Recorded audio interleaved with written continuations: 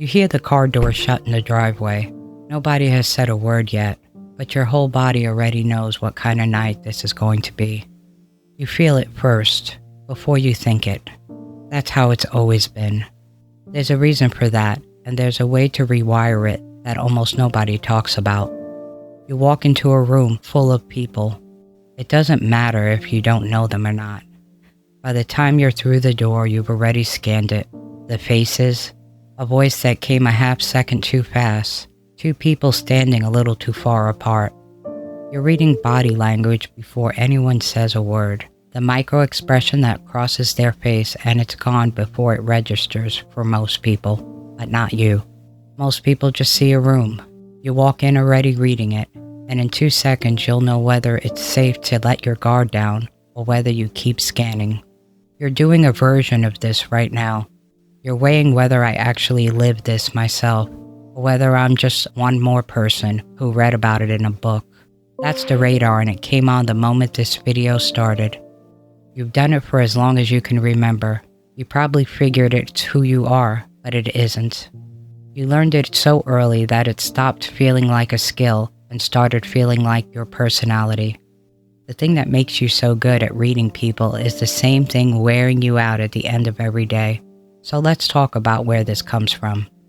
By the time the car parked, you already knew the whole night from the exact force of the door when it shut. Light footsteps meant you could breathe. Heavy ones meant make yourself small, go quiet, and find a reason to be somewhere else. You learned to read a room before you could even read a book. First, you learned to disappear. You learned to close the door by holding the handle so the latch never clicked, and to stop over the stair you knew would creak until you got so good at making no sounds that people forgot that you were even in the room, which was the whole point. A kid that makes no waves doesn't start any. Then you learned to manage the room. When people went tense, you found a joke or a small errand that broke it up. You learned you could lower the temperature in a room just by making yourself soft and easy to be around. You became the peacemaker, a job nobody handed you. The hardest houses to grow up in are not always the loud ones. Sometimes it was the waiting, the silence that might mean nothing, or might mean the whole evening was about to go off a cliff. People say you grew up walking on eggshells, but what they don't mention is that you never really stopped. You just found new floors to do it on. You'd come awake at a raised voice through a wall and lie there tracking whether the night would stay quiet or blow up. Other kids slept like babies. You slept like a night watchman. The first time I realized I was doing this as an adult, I was at a friend's house when her husband came home early.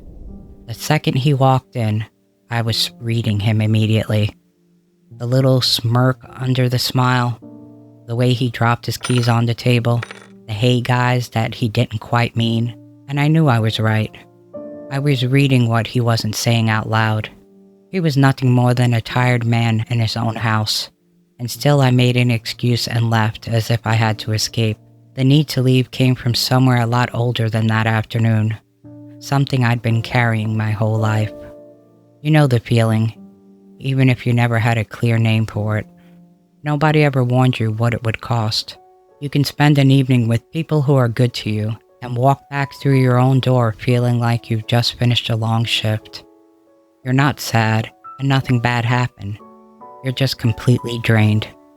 Your body kept score the whole time your face stayed calm, your shoulders drawn up near your ears, the breath you're holding right now. The one you didn't even notice until I said so. The stomach that drops at a certain tone of voice before your mind has caught up with what it heard. It even follows you home, where a text comes in and you read it 3 times, hunting for the tone that probably isn't there. And the whole dinner replays the entire drive back while you check it for damage. By the time your head hits the pillow, you've put in a second full day of work and nobody saw and nobody is ever going to thank you for. You've been calling all of this being tired. It was never just tired. The loneliest part is the praise. Everyone tells you how easy you are to be around, how steady you stay when everything else is falling apart. They have no idea what it cost. From the outside, it looks natural, but from the inside, it feels like you're the only person in the room that can never put anything down. Before we go further, I hope you hear this because it changes everything that comes next. What you've been carrying as proof that something is wrong with you is not a flaw. It's a system. Your body built it on purpose for a reason that made complete sense at the time, and a system built for a reason that can be understood. Once you understand it, you can start to turn it down. You're not stuck with this. You probably tried to put it down before. You told yourself to stop overthinking. You read all the books, tried the breathing exercise, promised yourself that tonight you'd just enjoy dinner like a normal person. And it worked for about 10 minutes, until a chair scraped or a voice went flat, and then you were right back to scanning mode. Willpower was always going to lose this one, because this isn't just a thought pattern. It's an alarm system. When you were a kid and the people around you aren't predictable, your brain takes on one job that matters more than all the others, and that's to keep you safe. The fastest way to stay safe around danger you can't predict is to see it coming early, to catch the mood before it turns. So your brain built a system for exactly that. Deep in the middle of your head, there's a small part whose whole job is to spot a threat. The plain word for it is alarm. The scientific name is the amygdala. It can sound off before the slow, thoughtful part behind your forehead has even finished deciding whether there's really a problem. The feeling comes first, and the thinking catches up a beat too late to call the alarm back. Think of it like a smoke detector. A good one is sensitive, so the faintest bit of smoke sets it screaming. Now picture a house where there's smoke most nights. Living there, you do the only smart thing there is. You turn your own detector all the way up until it fires at the very first hint of anything at all, because a late alarm is so much worse than a loud one. That was you. You did it young and you got good at it quickly. Your brain didn't do this to you. It did it for you. A brain that learned to turn the dial all the way up can be taught slowly to turn it back down, because it can physically rewire itself with practice, a little at a time, for as long as you live. Scientists call this neuroplasticity, and what that means is none of this has to be permanent. When your system keeps hunting for threats long after the threat is gone, running hot in rooms that are perfectly fine, psychologists call this hypervigilance. You've lived inside it so long that it stopped feeling like a state you go into and started feeling like who you are. There's one small thing that you can do with that right away. The next time you feel the alarm switch on, the hum of scanning the second you walk into a room, name it quietly to yourself. That's the old alarm, not a new threat. Naming it is the first small nudge that teaches your brain what year it is. It follows you into places that were never trying to hurt you. You read your boss's face the same way you would read a report. A friend goes quiet over text and your stomach drops, already sure that you said something wrong in the last message to them. Your partner says we need to talk, and your whole body floods before the next word, even when the next word turns out to be about dinner. It even shapes who you reach for. Someone calm and steady can feel flat, even a little wrong, because the alarm has nothing to do around them. Someone moody and hard to read can feel strangely like home, because at least then the radar has a job again. That isn't just about bad taste. It's a nervous system reaching for the exact room it learned how to survive in.